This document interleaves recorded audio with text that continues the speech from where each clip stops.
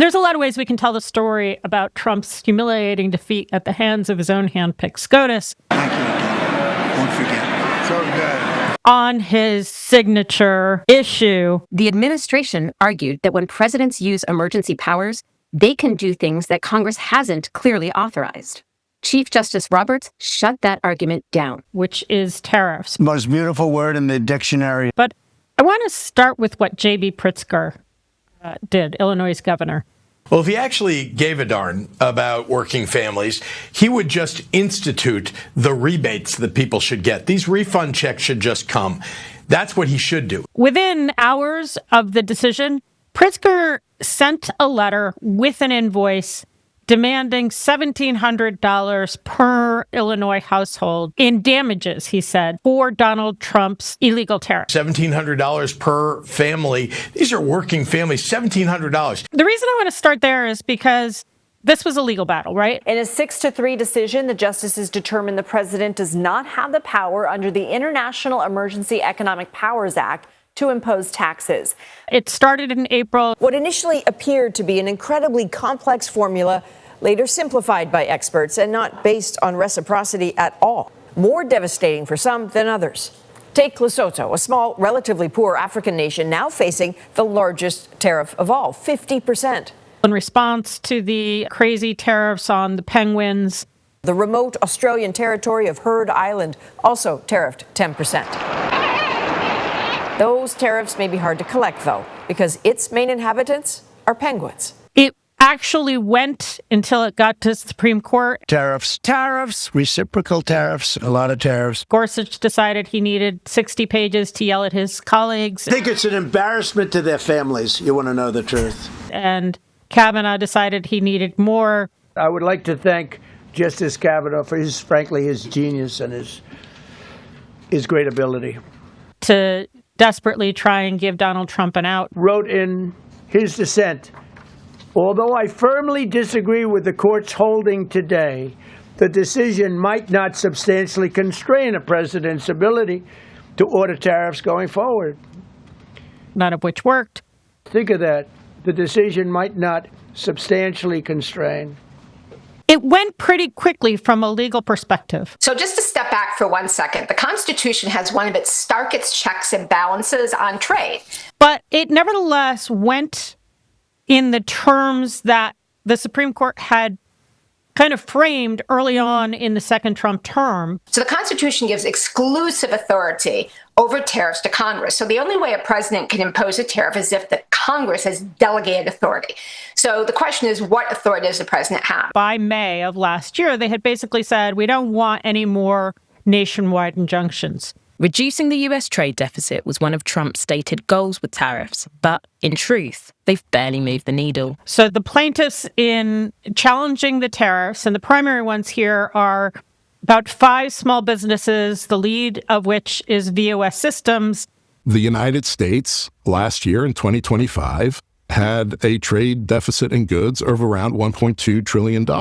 It was almost exactly the same size as the trade deficit that it had in 2024. Then, just as importantly for this discussion, 12 Democratic states led by Oregon, but it includes Illinois, actually doesn't include California. And turning now to one of the plaintiffs from today's case. Newsom sued in a different way in a different court and then kind of weighed in on an amicus brief. And turning now to one of the plaintiffs from today's case. That's Rick Woldenberg, owner of the Chicago-based small toy manufacturer Learning Resources. The argument for the small businesses was pretty obvious. Our company is located in Chicago. We make educational products that go into schools and homes.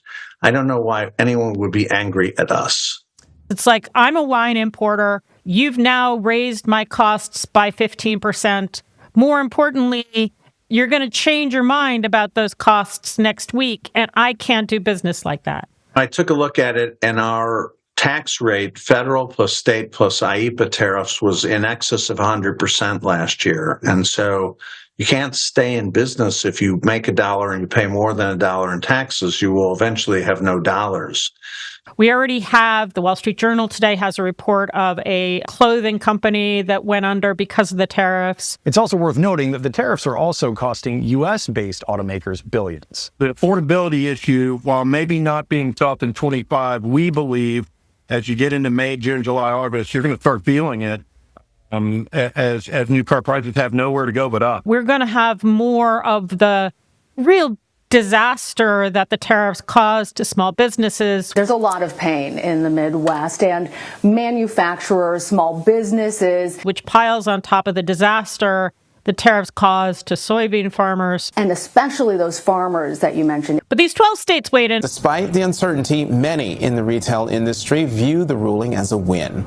And it's also seen as a victory for Democratic governors, particularly in Oregon, a lead plaintiff in the case. There were three arguments they made. One was, we are importers. We import our stuff ourselves, and therefore we have to pay duties. Joining us now is that Attorney General, Oregon's Attorney General Dan Rayfield. Not all 12 states qualified as such. Illinois was one of the ones that did not qualify as such. They also argued, though, we have to pay higher prices. Effectively, what the opinion was that came out of the Supreme Court was a ruling on the merits, right? Once you get a ruling on the merits, effectively think about the liability. Who did what and why did they do it wrong, right? Four things that have been affected by tariffs. In Illinois' case, their primary argument was, we need to replace a bunch of computers. We're getting them from China and Mexico, and all of a sudden the price is going up, and we can't even get a new contract because it's so volatile. And in this case, it was very clear that the federal government screwed up, right? Then they also argued it's hurting our consumers. They violated the Constitution in taking our money, American people's money. It's hurting our constituents. But that argument, it's hurting our constituents, is not one that was going to be or was legally successful. I would say that it's good governance to think about what are the most efficient ways to return money that has been taken from Americans and do it as quickly as possible. The states got standing to challenge because of states like Oregon that actually do import stuff, right? They had two lower court rulings telling them, hey, this is unconstitutional, and they plowed ahead anyway. It is their responsibility to figure it out. The Court of Trade said, well, Illinois may have standing, but they're probably not going to get paid back. So the $1,700 doesn't even talk about the small businesses and the farmers that are hurt by what he was doing and now wants to reimpose. No question about it. So legally, that invoice that J.D. Pritzker sent probably ain't going to work. It's not going to work legally anyway. More people are losing jobs as a result of Donald Trump, and they now have had to pay $1,700 that they're apparently not going to get back because they're going to have to fight in court to get it. But it would make a very good legal argument for Illinois to go back and say, Donald Trump broke the law, and in breaking the law, he cost every Illinois household $1,700 out of the pockets of everyday people across the United States is a lot of money. It's probably less than that, by the way. It's probably $1,300, $1,000. Remember, not all of the tariffs are affected by this Supreme Court decision, but $1,700 is a good number to make. These refund checks should just come. That's what he should do. And if Illinois made that argument, if they tried to sue for that, Donald Trump would be forced to say what he and Stephen Miller and Besant and Hassett are all desperate to avoid admitting, which is that they fucked everybody. What if I told you that the higher prices you paid last year weren't just bad policy, they were actually against the law? And very few people, the small businesses that are on the verge of death are a very big exception. Very few people have recourse. Very few people are going to get their money back. Well, turns out that's the truth. So this was an illegal tariff that was imposed basically 10 months, basically, April through February. Back in Massachusetts, I heard from all sorts of companies, from board game makers to baby stroller manufacturers, that tariffs made it more expensive to run their businesses and forced them to raise their prices. Legally, there is not a very easy way for consumers to get it back. Giant corporations are already lining up with their armies of lobbyists and lawyers to try to pocket the refunds for themselves, while consumers and small businesses, the folks who really bore the brunt of the crisis, are just hung out to dry. What I love about the invoice, though, is that, one, Pritzker, when he went on TV, he said, it's not just about consumers. He talked about small businesses. He talked about the farmers. These are folks mostly who voted for Donald Trump. He has devastated, for example, the soybean farmers in my state. As a result of his tariffs. People forget that Illinois has, outside of Chicago, fields and fields and fields and fields and fields of monoculture soybeans. We no longer are selling soybeans to the Far East. And that's billions of dollars of sales for family farmers across the state of Illinois. So, in fact, Illinois is a state that is disproportionately affected by Donald Trump killing the soybean market. And by the way, analysts say it's probably not coming back. That's exactly right. And now that those channels have been opened up, those deals have been forged, there's more likelihood that China will continue to get their soybean from Latin America. He killed it for good. A lot of farmers say that they have worked for years to cultivate those relationships, and now they fear like that irreparable harm has been done. Dissent got on TV and said, how dare the deficit people point out that now we're in a huge deficit hole. It's worth noting that this ruling will also have a profound impact on America's fiscal position. And Hassett went out actually before the opinion. The New York Federal Reserve claims 90% of the tariff burden is being shouldered by U.S. firms and consumers. And said, the paper is an embarrassment. It's, I think, the worst paper I've ever seen in the history of the Federal Reserve System. The people associated with this paper should presumably be disciplined. How dare the Fed talk about the fact that consumers bear the cost of this tax rather than foreign countries. Here to weigh in for more is Stephen Miller. Stephen Miller, how dare Governor Pritzker is not only economically illiterate, Twitch, historically illiterate, Twitch, and probably functionally illiterate. Twitch. How dare J.B. Pritzker talk about what we did, right? You will never get a cleaner contrast. Everyone is trying to avoid a conversation. We're joined now by Joseph Stiglitz, Nobel Prize-winning economist, about the damage that Donald Trump did to the American economy, American consumers. Manufacturing jobs are down in the United States in 2025 when they were up under President Biden. He doesn't talk about that. In fact, last year was one of the slowest growth in jobs ever in recent memory, about a quarter of what it was under President Biden. Donald Trump spent half of his press conference in response beating up on rule of law. The court said that I'm not allowed to charge even $1. I can't charge $1. Can't charge $1. I would have used 1 penny, but we don't make the pennies anymore. And Supreme Court justices. I'm ashamed of certain members of the court, absolutely ashamed. He also was very honest that the reason he wants those tariffs is so that he can arbitrarily destroy countries. In other words, I can destroy the trade. He has a right, he claimed, to destroy countries. I can destroy the country. Now, he seemed to mean other countries, foreign countries. I'm even allowed to impose a foreign country destroying embargo. But the way it came out, he was demanding the right to destroy the United States of America, which is what he is doing. I can do anything I want. And Pritzker came out and said, $1,700 out of the pockets of everyday people across the United States. Here is a way to make this tangible. These refund checks should just come. That's what he should do. He won't do it because he actually doesn't care about working families. One of the real geniuses about this, aside from the fact that it is going to force Donald Trump to say, fuck the consumers, fuck you. I guess it has to get litigated for the next 2 years. I taxed you $1,700 in 1 year. We saw inflation was going down. And if we compare where inflation would have been with where we are today, it is estimated the average family is paying somewhere between $1,000 and $1,700 in extra money because of the tariffs. Well, I gave Elon Musk a huge tax break. It was the most regressive tax cut. That is to say, the benefits went to the millionaires, the billionaires, the corporations. Amazon's tax bill went to nothing, right? And those at the bottom paid the price. They paid the price with almost $1 trillion cut in Medicaid.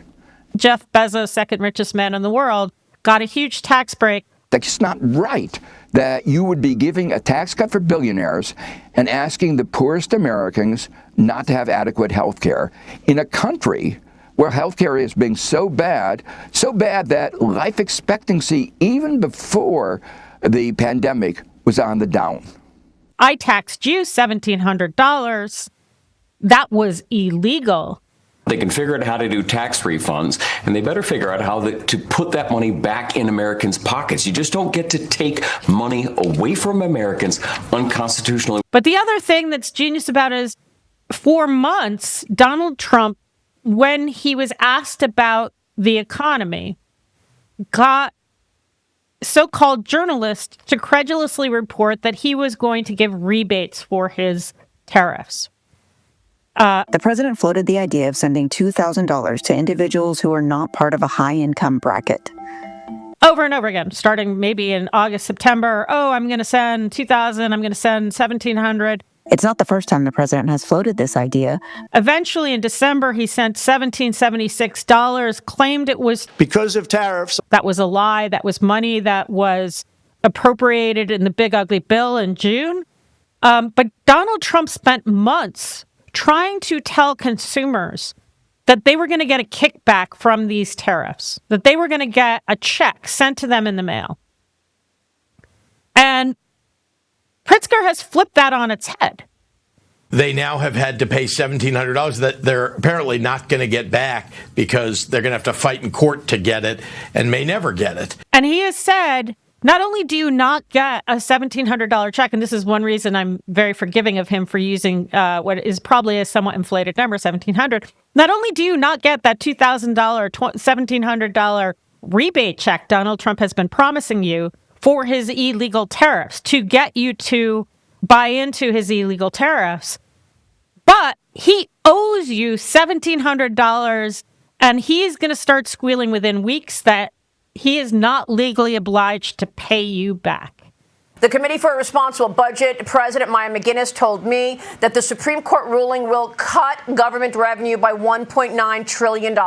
As the Senate was squealing about the Center for a Responsible Budget. So, Maria, let's take a step back here. And Maya McGuinness should be ashamed, and they should take the word responsible out of her organization's name. There is a huge hole in Donald Trump's budget. Here's the good news. Where these tariffs used to be. The court also affirmed the president has the authority under Section 301, Section 232, Section 122, Section 338, and many other provisions of federal law that the president can levy tariffs on foreign nations. So his program will not only be fully reconstituted, but it will be expanded. The new tariffs under a different authority. He also made it clear that he wouldn't let the ruling get in the way of his wider tariff agenda. Andy McCarthy has already said they're not legal. Announcing just hours later that he would be using Section 122 of the 1974 Trade Act, a provision that has never been used before, to implement a universal tariff on all imports coming into the US. Originally set at 10%, but then apparently raised to 15% a day later. In the litigation leading up to the Supreme Court decision, Donald Trump's DOJ itself said this tariff doesn't apply here. The latest US tariffs have come into effect in recent hours. Right now, those duties stand at a 10% global levy announced by President Trump. The tariff that he has now imposed on all countries around the world. Really, the big question is why the 10% tariffs, not the 15%? Is it this TTD, the Trump trade discombobulator? Is this part of a cunning plan, or is this because of pressure from trade partners? That's a very good question. And it's going to be challenged, and it might move quicker this time because we already have the predicate, which is that the president can't launch illegal tariffs just so that he has leverage over, just so he can ruin other countries. I can destroy the country. This creates both a huge fiscal problem for Donald Trump and, because of that, a huge political problem for Donald Trump. When you look at today's numbers, what do they tell us about the effectiveness of Donald Trump's tariffs? Donald Trump did something rash last summer with a big ugly bill. He gave Elon Musk and Jeff Bezos huge tax cuts. He gave $75 billion to Stephen Miller's goons to go shoot Renee Good and Alex Preddy. If the trade deficit this year is bigger than it was last year, and this year we have high tariffs and a trade war, and last year we didn't, I guess it doesn't require a lot of fancy statistics to infer that Trump's tariffs didn't help the trade deficit. To pay for that, he was going to stick it to China and the EU and Brazil. That's beside the fact that the whole thing was a mistake to begin with. But it was illegal to do in the first place. But it was his means, it was his way to pay the bill for buying off Elon Musk, for sicking paramilitaries on the neighborhoods of Minnesota. From June 2025 through the end of the year, about $496 million was spent on deployments to 6 U.S. cities. J.B. Pritzker has set the terms of the debate not on how are you going to make up for that revenue hole, but how are you going to pay the American consumers back? The reason people worry about affordability is things are not affordable. How are you going to make it up to the American consumers who are already fucking pissed off about the state of the economy? In the core aspect of his agenda, the numbers show that he has dramatically failed to do what he promised. You're already fucking pissed off that you're running off building ballrooms and Kash Patel is running off the hockey games and we're struggling. We're already fucking pissed off. And now you're about to tell us that you refuse to pay us back for illegally taxing us $1,700 last year.